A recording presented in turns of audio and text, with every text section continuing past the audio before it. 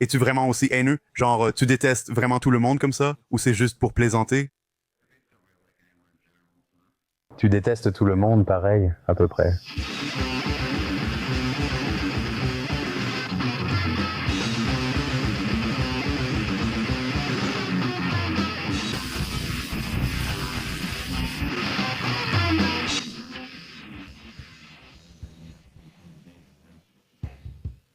Des spectacles controversés, des disputes avec d'autres membres du groupe, une musique chaotique et devenir le fondateur d'un groupe dont je ne peux même pas prononcer le nom. Il y a un homme qui est considéré comme le plus controversé dans un genre déjà rempli de controverses, et cet homme, c'est Seth Putnam. Certains l'ont décrit comme apathique, nihiliste, sectaire et haineux, tandis que d'autres le décrivent comme chaleureux, créatif, drôle et un pionnier dans son genre musical. Nous trouverons aujourd'hui le mot pour décrire cet homme. Mais une chose est sûre, même si vous pouviez le décrire lui ou sa musique parfaitement, cela ne lui ferait absolument rien. Seth Putnam est né en 1968 à Newton, dans le Massachusetts, d'un père anglais et d'une mère irlandaise qui ont divorcé alors qu'il était très jeune. Il est difficile de trouver des informations sur son enfance car il répond rarement sérieusement et parle peu de son éducation. Mais ce que nous savons, c'est qu'il était assez intelligent dès son plus jeune âge et qu'il a même sauté une classe à cause de cela. Parfois, il aidait d'autres élèves autour de lui, mais cela n'a pas duré longtemps. Et lorsqu'il était adolescent, il avait déjà décroché mentalement de l'école. Son attitude envers ses études s'est dégradée à mesure que ses notes baissaient. Et cela était en partie dû au fait qu'il fréquentait une école catholique et qu'il commençait à s'éloigner de la religion dans laquelle il avait été élevé. Il a également commencé à mépriser le personnel de l'école, qui était composé principalement de religieuses.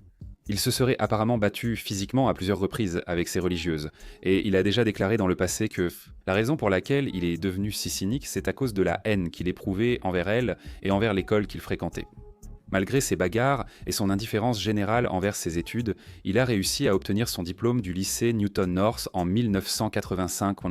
Fait intéressant, il a obtenu son diplôme la même année que Louis C.K. et Matt Leblanc. En fait, je les ai trouvés à seulement quelques pages d'écart dans leur album de fin d'année du lycée. Ils ont obtenu 3 formes de reconnaissance très différentes.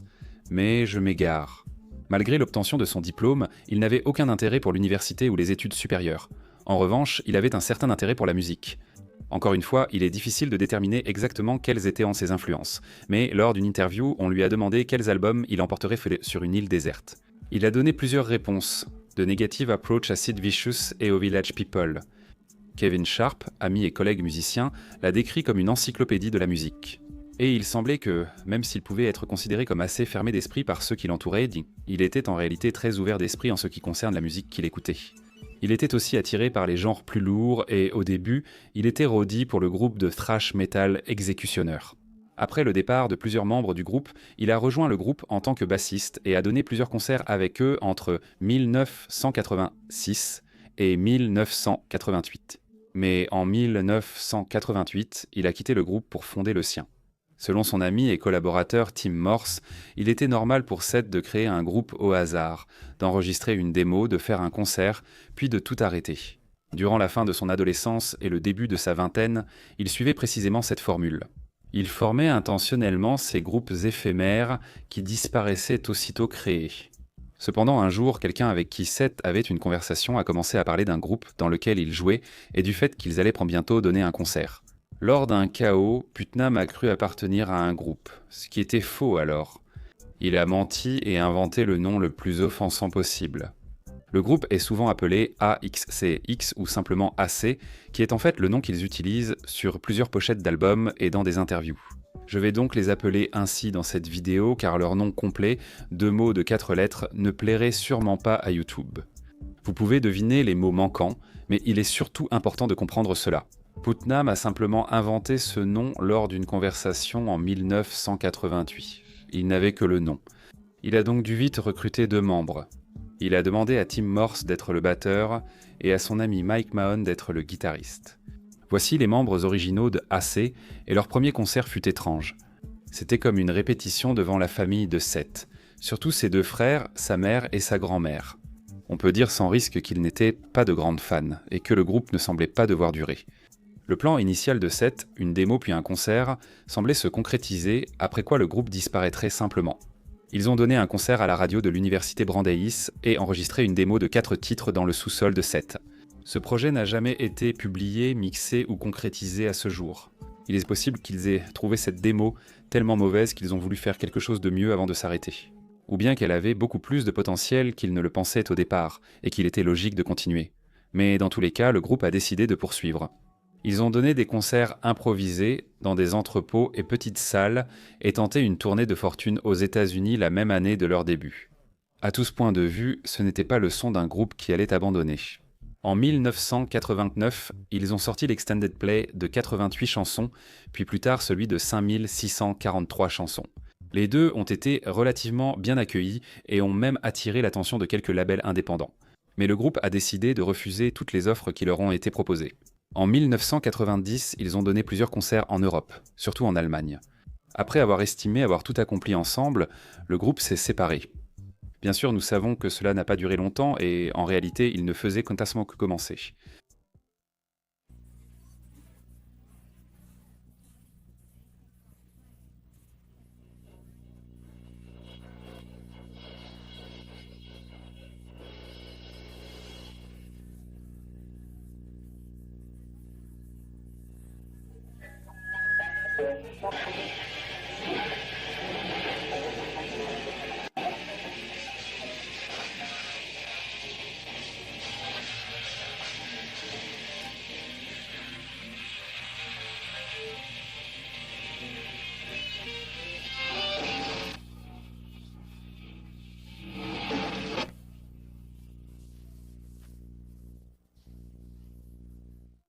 Après la séparation du groupe, Putnam a formé et dissous plusieurs groupes aléatoires, joué quelques concerts et enregistré parfois une démo.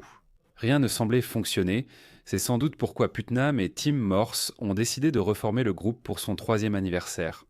Mike Mahon n'a pas réintégré le groupe, et Fred Ordance a pris sa place, rejoignant Sète pour une autre tournée européenne improvisée. Tim Morse s'est retiré de cette tournée juste avant qu'il ne s'embarque en un. Et ils ont décidé de le remplacer non pas par un, mais par 2 batteurs qui joueraient sur la même scène en même temps. Putnam et Ordance ont surtout dû composer avec les petites foules lors de ces concerts, ce qui deviendra habituel pour AC, à tel point que cela a vraiment causé pas mal de problèmes à Putnam. En 1993, lors d'un concert à San Francisco, Seth Putnam aurait attaqué une spectatrice, Elizabeth Quillet, qui tentait de lui prendre son micro. Ils se sont disputés longtemps et AC ont été expulsés. Peu après, Van Sittenbisser et Seth Putnam a été arrêté et a passé la nuit en cellule. Quigley a poursuivi Putnam pour agression cette année-là et, après avoir perdu, a été condamné à lui verser $1 200. Une vidéo de ce concert et de l'incident est disponible sur YouTube. AC a même publié un 45 tours du concert, intitulé à juste titre Breaking the Law. 1993 s'annonçait comme une année confuse mais formatrice pour le groupe. Entre les bagarres, les arrestations et le groupe en constante évolution, tout était confus. Même pour un groupe aussi chaotique que AC, ils avaient un besoin d'une certaine stabilité. Heureusement, une maison de disques intéressée par le groupe quelques années plus tôt voulait toujours les signer. C'était Earache Records, un label indépendant du Royaume-Uni. Ils savaient que Putnam et son groupe étaient main problématiques, mais les ont quand même signés. Cela était sans doute dû à un projet en particulier, un extended play appelé Morbid Florist, sorti en septembre 1993. En lisant les réactions, les gens citaient souvent cet extended play comme l'un de leurs meilleurs projets. Après avoir signé avec Earth, AC s'est rapidement mis au travail et en mai 1994, ils ont sorti leur premier album studio, Everyone Should Be Killed, un projet de 58 titres comprenant des chansons comme I'm Wicked Underground. Pour moi, de vrais groupes punk sont Nirvana et les Melvins. Notre groupe est super. Je découvre la musique sur MTV, les titres de chansons sont vraiment stupides. Il faut être très underground pour avoir ça. Une abomination inutilement complexe. Moniker chanson numéro 3, 52e de l'album, et chanson numéro 6, 57e de l'album. Devoir inventer des titres de chansons, c'est nul. Malgré cela, l'album a été bien accueilli. Ainsi, AC a entamé une tournée et donné de nombreux concerts en 1994. Il y a presque 50 concerts enregistrés sur setlist.com dans plusieurs pays différents, mais il est tout à fait possible qu'ils en aient fait beaucoup plus que cela. L'album était aussi assez marquant à cause du genre. Il est difficile de simplement placer AC à côté d'un seul style de musique. Ils ont été décrits comme noise, core, noise, grind, hardcore et anti-musique, mais en général, ils entrent dans les livres d'histoire comme un groupe de grindcore. Cet album et le suivant, Top 40 Hits, sont classés sous ce genre, même si le groupe continuerait clairement à expérimenter sur Top 40 Hits. Ils sont restés fidèles à leur nom et, de façon inhabituelle, ont repris certaines chansons comme Staying Alive des Bee Gees, les chansons Pina Colada de Rupert Holmes et I'm Still Standing d'Elton John. Allez voir.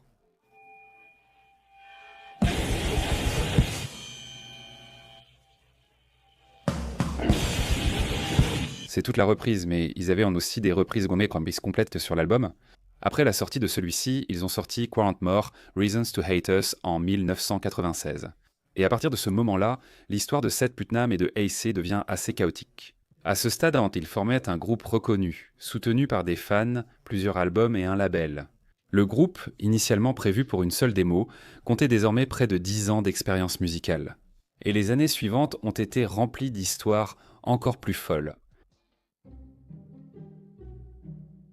Le milieu des années 90 jusqu'au début des années 2000 a été une période étrange mais assez réussie pour AC et Seth Putnam. La chronologie des événements est difficile à établir en raison de la dispersion du groupe, mais certaines histoires illustrent bien cette période. En 1996, Seth Putnam a été retrouvé à un endroit inattendu pour les fans. The Great Southern Trend Kill de Pantera, nommé aux Grammy Awards et numéro 1 des classements, inclut Seth Putnam au chœur sur 4 titres, faisant de lui un collaborateur majeur du projet. L'album s'est vendu à des millions d'exemplaires dans le monde et soudain, Seth Putnam s'est produit dans de vraies arènes avec Pantera. C'était sans doute sa plus grande contribution musicale, mais selon tous les témoignages, il n'appréciait pas la majorité des musiciens populaires qu'il rencontrait. Cela s'est produit à la même époque, quand des membres de AC ont assisté à un concert de Six Feet Under pour trouver un nouveau batteur. Seth Putnam et le guitariste de AC à l'époque, Josh Martin, ont chahuté le groupe pendant qu'ils jouaient un. Chris Barnes, cofondateur et chanteur principal de Cannibal Corpse, a quitté le groupe pour divergences créatives. Putnam le lui a rappelé en criant « Ha ha ha, tu t'es fait virer de Cannibal Corpse ». Dans sa direction générale, parmi d'autres obscénités, Putnam lui-même l'a déclaré. Chris Barnes lui a demandé de le rejoindre dehors. Il a accepté, mais en sortant, il a été attaqué par des membres du clan de Chris Barnes. Il existe plusieurs versions de cette nuit-là, mais l'idée générale est que les deux ne s'aimaient pas. Putnam a ensuite admis apprécier certaines musiques de Six Feet Under, mais malgré ce compliment, Chris Barnes et le groupe n'ont plus eu de contact avec lui. Certains disaient éviter de jouer là où AC se produisait à cause de cette confrontation. En tout cas, ces histoires s'accumulaient sans. De la création musicale avec un groupe mondialement connu au conflit avec d'autres membres, Putnam était devenu une figure marquante de sa communauté, en bien ou en mal. En 1997, AC a sorti l'album J'aime quand tu meurs, avec des titres comme Recycler c'est gay, La poterie c'est gay et Les carillons c'est gay. Il a donné une interview à Chronicles of Chaos sur les titres de chansons et le thème de l'album.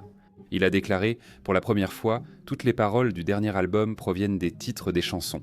Toute la musique est donc méchante et en colère contre tous les groupes de personnes. C'est totalement contre tout le monde et je ne pense pas qu'on ait oublié un seul type de personne. En gros, on a mal parlé de tout le monde. C'est la méthode générale utilisée par Robert Putnam pour écrire ses chansons et sa musique. Il écrivait des paroles intolérantes et méchantes qu'il justifiait en affirmant détester tout le monde sans exception. Dans une autre interview, il a déclaré « Roman etiach ou desekukan des étés, je déteste la musique et je ne peux pas vivre sans elle. Ce n'est pas une réponse facile.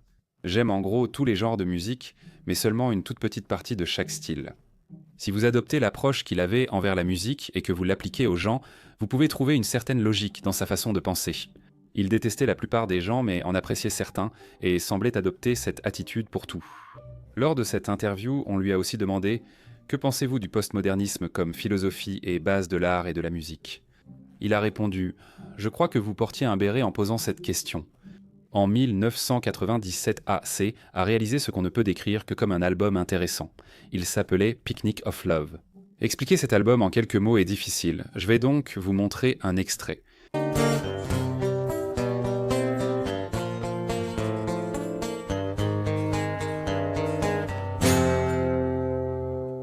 L'album a été décrit comme de l'anti-folk et comportait des chansons telles que Greed is Something, We Don't Need, Saving Ourselves from Marriage, My Woman, My Lover, My Friend et In My Heart, There's a Star Named After You. C'est ce qui diffère le plus du son habituel de AC. Leur public a apprécié cette satire de la folk douce, qui a aussi mis en avant une part des talents techniques de Putnam comme musicien. La composition était intéressante, bien que sans aucune prétention. Ensuite, le groupe a sorti It Just Gets Worse, un album rempli de titres de chansons aussi offensants qu'on peut l'imaginer. Mais le titre de l'album était peut-être un peu prémonitoire, car c'est la fin d'une longue époque. Jusqu'ici, AC sortait un album par an depuis 1994, mais ce fut leur dernier avant 2008. Ils ont sorti quelques extended play singles et 2 ou 3 albums live, mais l'essentiel de la discographie de AC s'arrête là. Compte tenu de la personnalité abrasive de Putnam, c'était de loin sa période la plus régulière, et il l'avait porté à des sommets. Je doute qu'il croyait cela possible. Des centaines de concerts et des tournées en Europe, Amérique et Japon. Membre tristement célèbre de la musique et jouant dans des groupes à succès, Putnam avait vécu une décennie confuse, chaotique, mais étonnamment réussie. Hélas, les années 2000 ne lui seraient nées pas favorables. Le chaos le rattrapait, annonçant la fin. Au début des années 2000, AC était moins actif. Moins de concerts, quelques extended play seulement, et une présence publique réduite. Cependant, Putnam restait actif dans la musique. Il appartenait au groupe de noise et jazz Death Hand Quartet, qui a sorti des albums entre 2001 et 2003. À peu près à la même époque, il a sorti un autre projet avec un groupe qu'il a contribué à créer, appelé Angry Hate. Il a aussi brièvement joué de la batterie avec Adolf Satan en 2002. Mais beaucoup de ces groupes ne font que passer, comme toujours. La vie de Putnam semblait sombrer dans le désordre, ou du moins elle était encore plus chaotique que d'habitude. Il s'est en fait marié en 1998 avec une femme nommée Alison Dunn, mais cette relation n'a pas duré longtemps. Et en juin 2000, un moins de 3 ans plus tard, ils ont divorcé. Ah! C'est étant peu actif et Putnam faisant plus la fête, il était inévitable que cela finisse par le rattraper. Et c'est exactement ce qui s'est passé en 2004 lorsque Putnam est tombé dans un coma provoqué par la drogue après avoir pris un cocktail de stupéfiants. Cela incluait de l'alcool, de la coke et 2 mois de somnifères. Ses amis avaient dit qu'il montrait des signes de vouloir mettre fin à sa vie et qu'il déclinait depuis des années maintenant. Heureusement, Putnam a pu sortir de ce coma, et lors de la première interview qu'il a donnée, il a répondu à une question cruciale. Dans l'album mentionné plus tôt, « J'aime quand tu meurs », une chanson a vieilli de façon assez intéressante. Voici la piste 38, intitulée « Tu es dans le coma », qui se moquait des personnes en état végétatif. Près de 7 ans plus tard, la chanson a bouclé la boucle. Lorsque Putnam était tombé dans le coma, on aurait pu penser qu'il ressentirait une forme de justice karmique. Il a été partiellement paralysé un moment à cause de lésions nerveuses. À un moment, ils ont envisagé de le débrancher, jusqu'à l'intervention de sa mère. Il avait subi les effets d'un coma, ce qui aurait pu modifier son opinion. Mais si vous commencez à comprendre cet homme, vous savez que ce n'est pas le cas. Et ce n'était certainement pas le cas. Quelques mois plus tard, il a confié au Boston Phoenix son expérience du coma lors d'une interview. En fait, il s'avère que c'était tout aussi gai que la chanson que j'ai écrite il y a 9 ans. Être dans le coma était aussi stupide que ce que j'avais écrit. Pour couronner le tout, il a donné un spectacle à cette époque, et l'une des premières chansons jouées par AC était « Tu es dans le coma ». Sous tout rapport, il semblait gérer sereinement son grave problème médical. En réalité, ses interviews et spectacles ne montrent pas tout. Après le coma, l'entourage de Seth a perçu un changement. Ils ont fait remarquer qu'il avait un peu changé, AC s'était de reformer et était de nouveau en pleine activité. Il s'est remarié quelques années après son coma et était généralement décrit comme plus patient et facile à vivre. Il restait fou, mais sa folie se limitait surtout aux endroits où il se produisait. Dans sa vie privée, il semblait s'être apaisé. AC a sorti l'album Send This Song CD en 2008, un album qui mettait en vedette les 3 membres originaux du groupe. Quelques années plus tard, ils ont sorti l'album Fucking A, parodiant des groupes comme Mötley Crüe et Buck Cherry. Putnam avait également l'intention de sortir un autre projet et de repartir en tournée. Il y a une interview que vous pouvez trouver sur le site Metal Storm où il dit que 2011 sera une grande année. Il énumère ensuite tous les projets sur lesquels il a travaillé. Il semblait vraiment enthousiaste pour cette année-là, et peut-être qu'elle avait le potentiel d'être leur plus grande jusqu'à présent. Mais nous ne le saurons jamais avec certitude, parce que le 11 juin 2011, Seth Putnam est décédé à l'âge de 43 ans dans sa ville natale de Newton, d'une crise cardiaque présumée. Seth avait déjà failli mourir plusieurs fois à ce stade, et il n'y avait probablement pas beaucoup de surprise que cela soit arrivé.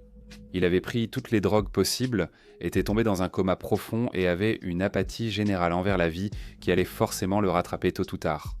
Étrangement, même si tout était prévu, certains restaient tout de même surpris par la mort de Cess. À ce qu'on dit, il semblait aller relativement bien. Je pense que s'il était décédé en 2004, ça n'aurait surpris personne.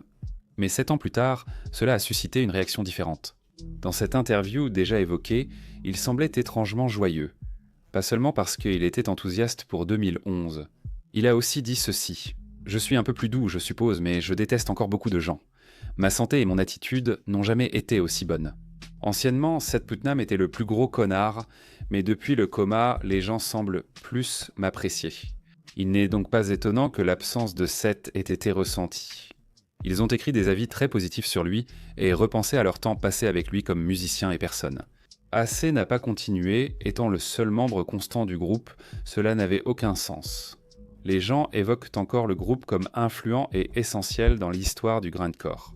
C'est intéressant que Seth Putnam ait toujours feint l'indifférence, alors qu'il ne se souciait vraiment que d'AC. Il a exprimé des regrets d'avoir autant dissous le groupe. Il était enthousiaste pour les prochaines sorties et semblait vraiment intéressé par son travail. Le groupe qu'il avait créé pour s'amuser était devenu le plus important pour lui. C'était un nom qu'il avait inventé de nulle part pour essayer de montrer à quel point il s'en fichait.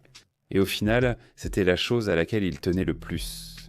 Et quand on y pense, quand on analyse vraiment, il est difficile de nier que c'est plutôt gay. Tu es devenu une légende. Que faut-il pour en devenir une? Je ne sais pas, juste être un con.